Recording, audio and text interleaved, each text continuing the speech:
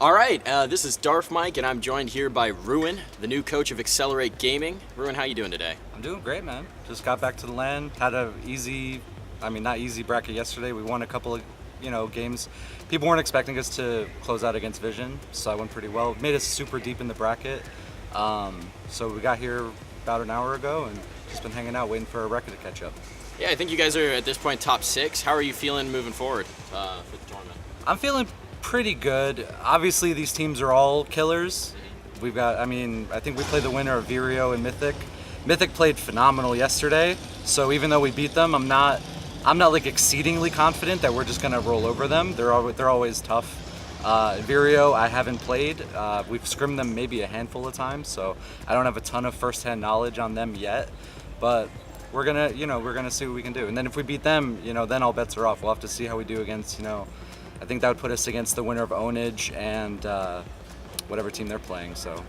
Now you're a new addition to this roster. You've come in pretty recently. How are you sort of putting your brand on the team, or what are you bringing to the team that's changing? So, a lot of these guys know me already. I've already coached AGM. I've coached DJ before. tconners I talk to all the time.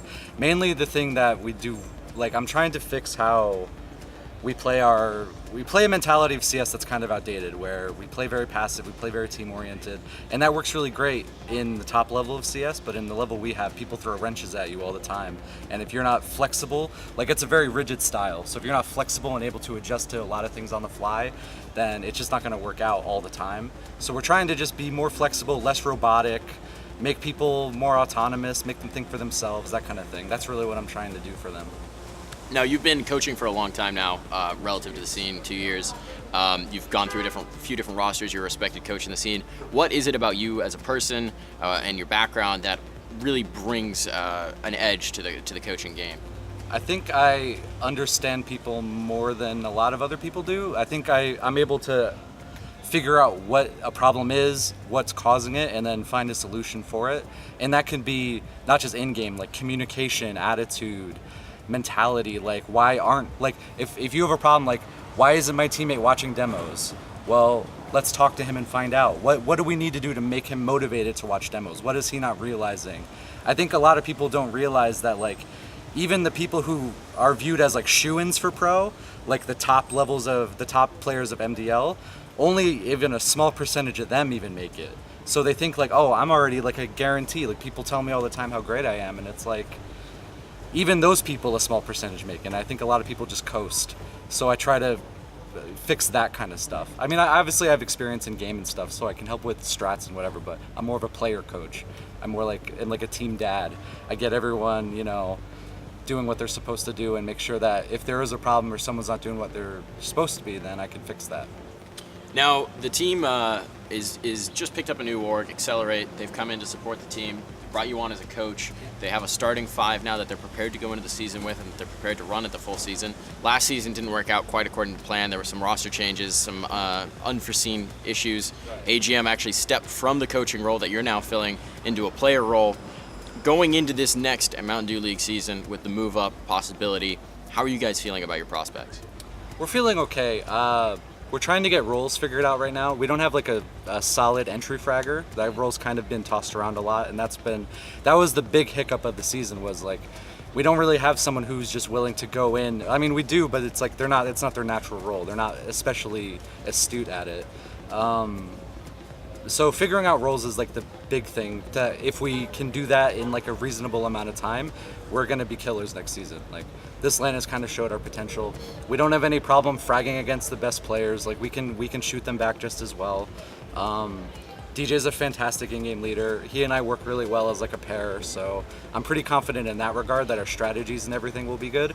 It's just putting the people in the right spots and making their lives easier by giving them good jobs.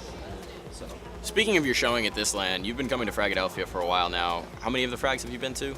Six. Six Fragadelphia 5 was my first, so.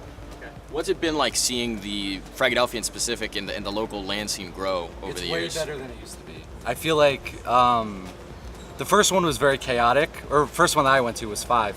I think it was the first one where they actually had their own computers. where you didn't have to bring it was BYOC, you had to bring your own stuff. But Fragadelphia 5, they actually did a fundraiser, they got a bunch of computers. And that one was, it was hectic, the scheduling was really hard. A lot of teams didn't have, a ton of time to warm up and stuff, and people always complain about that. But as far as it goes, I mean, this is as best as it gets. Like, I feel like if you can succeed at a Fragadelphia, like, you're in good company. Like, the teams that go pro win Fragadelphias, like Ghost Gaming, Bees Money Crew, like all those guys, like they won like back-to-back frags and then they make pro. It's like, it's not a surprise. E United was another one, like they always do well in Fragadelphias and then they go pro. It's like, if you can make top 3 at this event, like you're looking pretty good for the season. So what is it about that LAN experience as opposed to online CS that you see so much of that really does help a team and define a team? I feel like LAN's a lot more pressure. You're taken out of your environment, and you have to. So what I was saying before about players being rigid and robotic, if you're rigid and robotic on LAN, it's not going to go well for you. It's like, oh, my desk is too high, my chair's too short, my mouse pad is a little bit off the desk, my monitor's not the right colors, like all these little things that people don't think about. But then it's like, when you get to LAN, you have to just do it all on the fly. You can't really. It's not as comfortable as your home, which obviously is the big deal.